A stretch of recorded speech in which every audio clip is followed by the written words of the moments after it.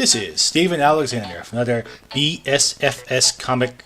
Hey, where's the comic? Kickstarter! I'm supposed to have this in my hands by now!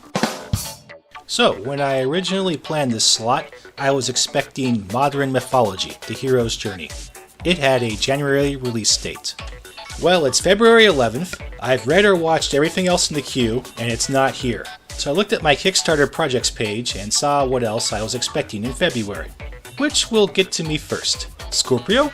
Niobe? Or will Modern Mythology finally get into my hands?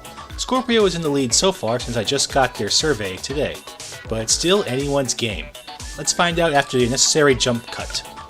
Well, none of them got to me in time, but good old EXO by YouNeek Studios never fails to deliver. So we're going to talk about it tonight because I got nothing else. In Volume 3, Whale Williams and his ex-girlfriend Fury repulse an attack by Creed, which has returned even though their leader hasn't. Whale's brother is still in the hospital, his dad's dead, and losing his team frightens him, which forces him to act recklessly with the armor. Entering the stage is Avon, a robot that has dreams of being the next Ultron. He's an evil robot with delusions of grandeur brought on by the fact he's built by James's military father. So it's up to EXO and Fury to save the day and learn how to trust each other again. The love fuel is there, but it's just not sparking. In Volume 4, we learn that the suit has rejected Whale. Fury is mind-controlled by Avon, and so is Whale's brother, who has powers of his own. What can you expect from a company called Prytech? They're like Hammer Industries, A&M, Hydra, LexCorp, and Weyland-Yutani all rolled into one.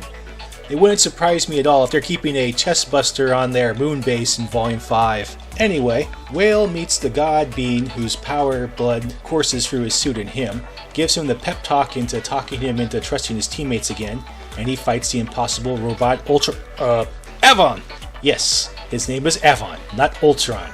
He better win because the Allures ain't happening without him. What did I like about the comic? Say what you will about the predictable plot, the art and coloring maintain their polished look from Volume 1 and 2. Variability is expected in any comic, but YouNeek puts out Marvel-level quality on a consistent basis. We even got a Malika cameo in Volume 4, even though she didn't fight. She's got her usual ominous things to say about the Windstone, so we've got our inevitable lead-up to the Allures. I'm a big fan of Malika, so anytime I see her in anything, it's awesome. Finally, while Whale's character growth was rapid, it was necessary. While he learned to trust his teammates, he had good reason to want to protect them by taking on the hardest fights. And while the climax was a key part of that, I saw that he would likely revert to old habits just because he can take more punishment than they can. When the Allures kicks off, I can see him jostling with Fury and Windmaker for Field Commander. What didn't I like about the comic? A lot of the activity of the past 4 volumes led up to this conclusion. Where does the character go from here? Sure, there's the Project Mazawa something arc that's starting up, but again, it relates to things with his father. Is he going to be fighting his father's battles for the rest of his comic life? If so, that makes for a boring and repetitive comic. My recommendation. EXO continues to shine in the crowded spotlight of Armored Suit comics. Is it better than EXO Man of War? Well, hard to say. EXO Man of War has been around for 20 years and a rebirth.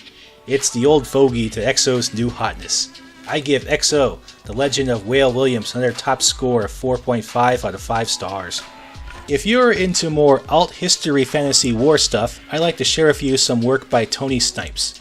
He runs the Portsmouth Aero Shipping Company, set in a World War II environment with anti-grav steampunk/gas pump aesthetic.